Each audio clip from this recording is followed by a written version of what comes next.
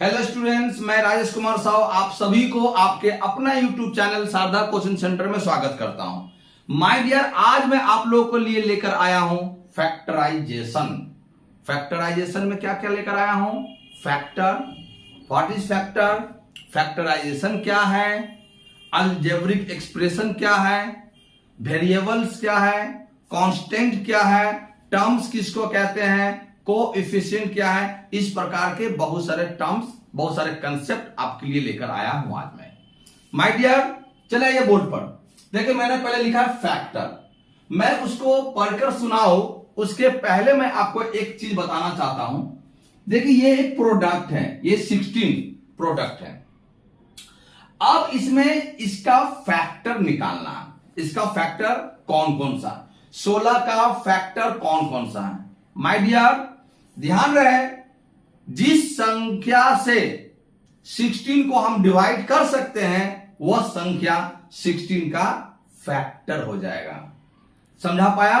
जिस संख्या से 16 को मैं डिवाइड कर सकता हूं वह संख्या 16 का क्या हो जाएगा?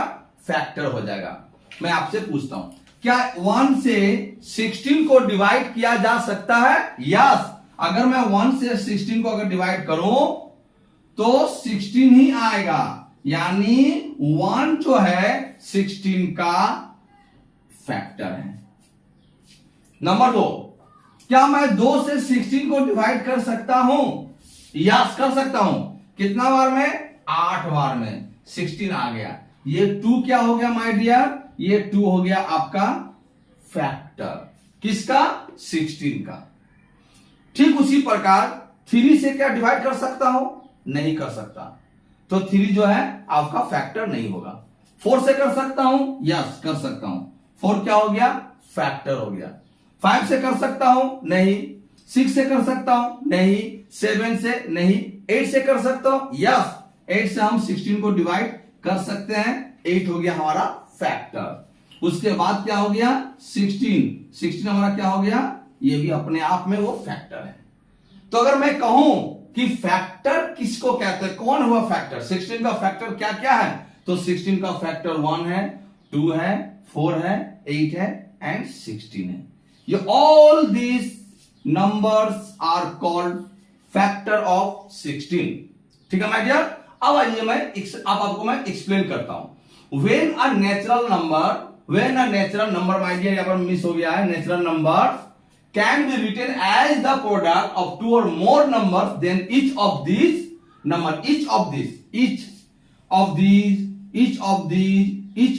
numbers are called factor of 16. Understood? चलिए अब फैक्टराइजेशन।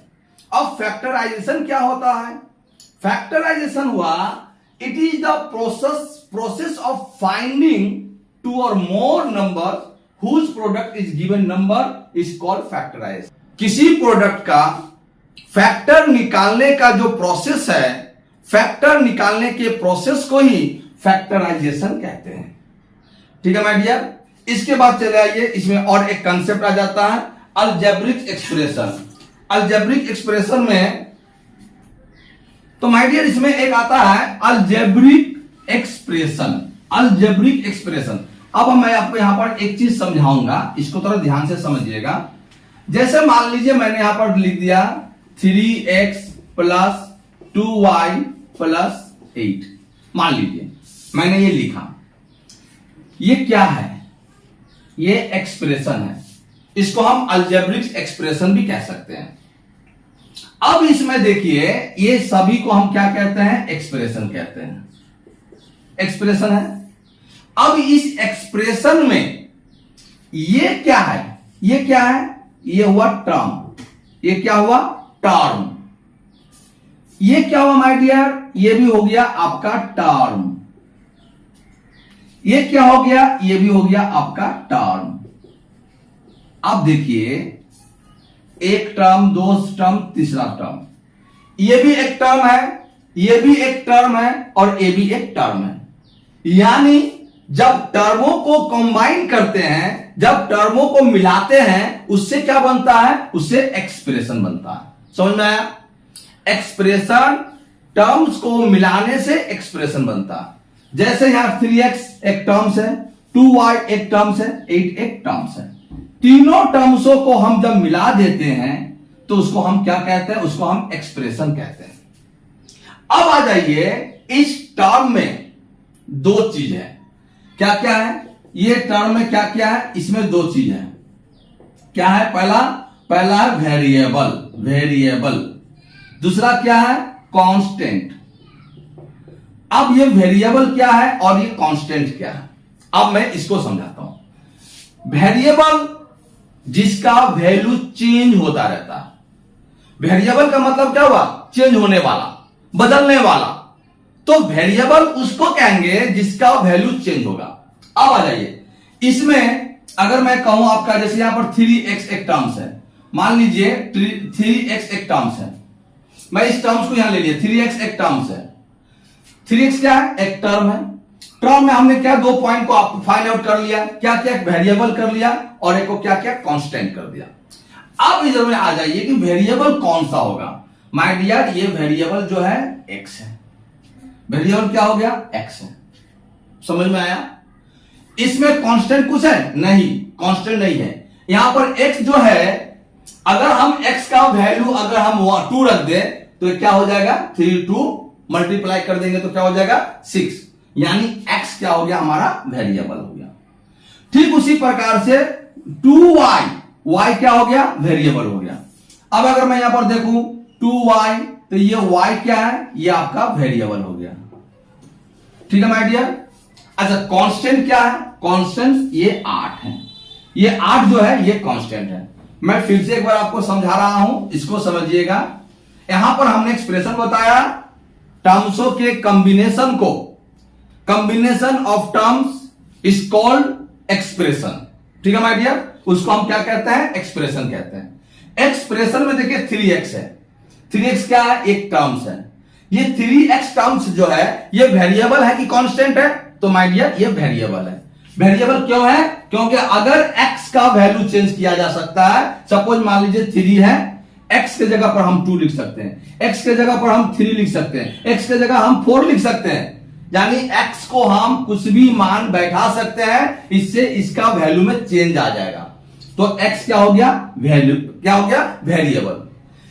कांस्टेंट कौन सा है? कांस्टेंट हुआ 8। कांस्टेंट कौन था? वो हुआ 8, क्योंकि 8 में हम उसका वैल्यू को हम चेंज नहीं कर सकते। तो यहां पर हमारा वेरिएबल हो गया माय डियर, वेरिएबल हो गया हमारा क्या? y x। और कांस्टेंट क्या हो गया? कांस्टेंट से हमारा हो गया माय डियर या 8।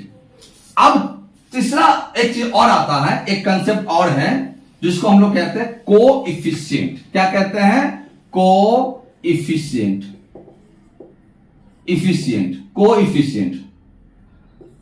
ठीक है माय डियर, कोएफिशिएंट। अब ये जैसे मान लीजिए 3x है, ये 3x है। तो 3x जो है अल्फाबेट के पहले का जो नंबर है, यानी जितना भी न्यूमेरिकल होते हैं वो सब न्यूमेरिकल जो है इस अल्फाबेट का कोएफिशिएंट कहलाते हैं। यानी अगर मैं कहूं तो कोएफिशिएंट यहां पर क्या हो गया? कोएफिशिएंट हो गया आपका, कोएफिशिएंट हो गया आपका क्या? 3। ठीक है। तो आज मैं आप लोगों को समझाने का प्रयास किया हूं factor, factorisation, algebraic expression, terms, उसके बाद मैंने बताया है वेरिएबल, कांस्टेंट और मैंने बताया है कोएफिशिएंट। तो मुझे आशा है कि आप लोगों को समझ में आया होगा। और इसके बाद वाला जो वीडियो मैं आप लोग के लिए लेकर आऊंगा उसमें मैं बताऊंगा कि फैक्टर को हम लोग 2 भागों में बांटेंगे। पहला भाग क्या होगा? कॉमन फैक्टर, और दूसरा क्या होगा? Regrouping factor. उसको मैं अगले वीडियो में लेकर आऊं। तब तक के लिए आप लोग से अलविदा, टाटा बाय बाय।